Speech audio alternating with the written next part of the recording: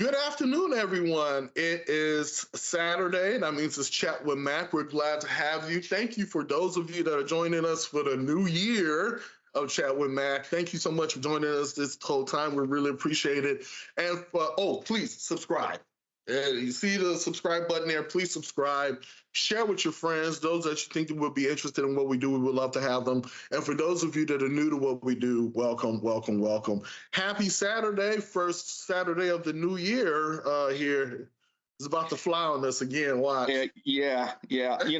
Like I've said this before, as you get older, time moves quicker. It does.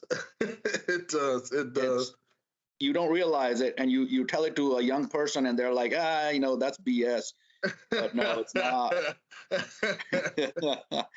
So I wanted to talk about, we're in, of course, with the new year, and some things that we've talked about prior, but I think are going to be massively important, especially it pertains to the small businesses. And one of those things is the need for a CIO or VCIO. One of the things that you get, and I've heard this in meetings where a lot of smaller businesses, which is our bread and butter, feel like they don't need one.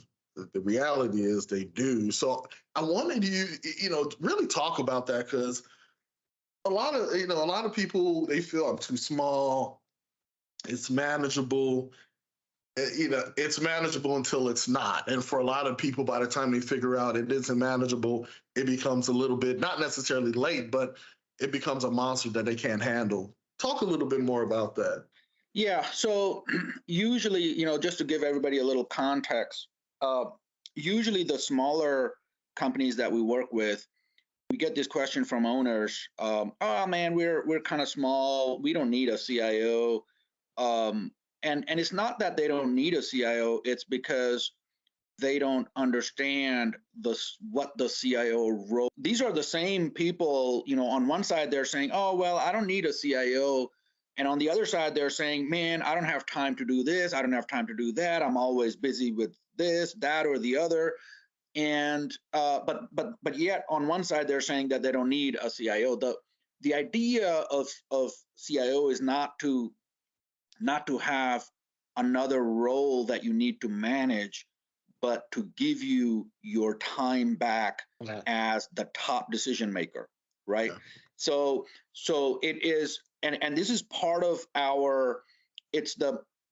are only two crucial, most important things in the 5 roles that we provide as part of our program, right?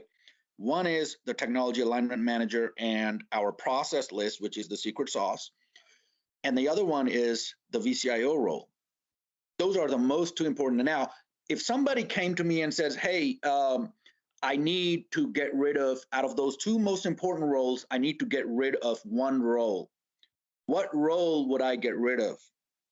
Both roles are critical, by the way. I wouldn't recommend getting rid of either one of those two roles. But if I had to choose, I would keep the VCIO role and get rid of the TAM role.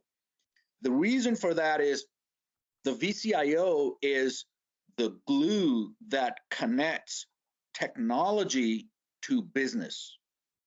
So basically, it's the bridge between technology side of things and the business side of things. Mm-hmm. Without that bridge, nothing moves between technology and business. And that's why in a lot of small businesses, usually they don't get the most bang for the buck out of their technology because they're missing that CIO role, whether it's virtual or real, physical, doesn't matter.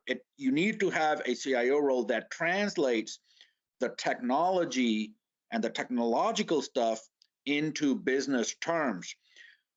It is, a lot of times people think that, oh, well, no, I can understand it. I can do it. It's, yeah, anybody can do it. Anybody can understand it. If you have some experience with technology and you have a lot of business experience, yes, you can definitely do it. That's not the problem. The problem is, at the end of the day, there is only a specific amount of time in a day. Do you want to do all this stuff, right? Right. Now, Now to expand on that VCIO role a little bit, what does that role do for small business? So in the grand scheme of things, all this role is doing is connecting technology to the business need. It's, in simple terms, that's all it's doing. Now, if you start to get granular on it, some of the things that are going are projects coming up. You understand the business. So the VCIO actually sits with business decision makers to look at where the company is going. Then they need to take that information and connect where you are technologically and where you need to be from a technology perspective to get to where your company wants to go.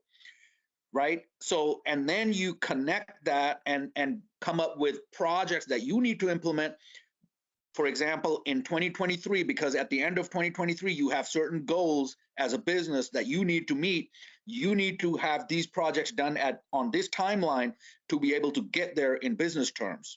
Yeah. So that's what the VCIO does. Now, if you go a little deeper, what does that mean? It's the projects, it's the cadence of so in like most things in business, things are cyclical, right? It's always a cycle. The cadence of that cycle is what the VCIO is going to determine from a technology perspective, right? So that cadence on the cycle for technology. The other thing is going to be budgeting. So a lot of small businesses, when I go on FTAs and I'm talking to them and I ask the question, what is your current IT budget? They have no clue. They look at me like, well, it's about, and I can think they're trying to pull a number out of thin air, and I can tell, okay, this is just an arbitrary number that they're thinking of. But the real thing that the VCIO is going to give them is set their budget for 1 or 1.5 years. Now, it can vary. Some CIOs they want to set like 6-month budgets. In my mind, a budget should be at least 1 year. I like to do 1.5 years. So that way you have a good idea of what's going to happen in 1.5 years, what your total outlay is going to be. And then you can prioritize certain projects based on that budget. If you don't have that, then you end up either doing a lot, trying to do a lot, which means, you try to do 5 things and you don't get any done, or you try to do very few things and you get them done, but now you're wasting very critical resources because you don't have these projects laid out. And then if you do start the project without planning for it, now you're kind of swinging it, and that is never a good idea when it comes to business. You need to have a plan. It's like I don't know. It's probably a good quote. It's like, not having a plan is planning to fail. And I've heard it from my wife. She says this all the time: is not having a plan is planning to fail. What does the VCIO do? It gives you a plan. Yeah. And that's how businesses succeed. Hopefully that will help some of the people out there. If you have more questions, feel free to reach out. I think we'll call it a day at that. We're already past our time.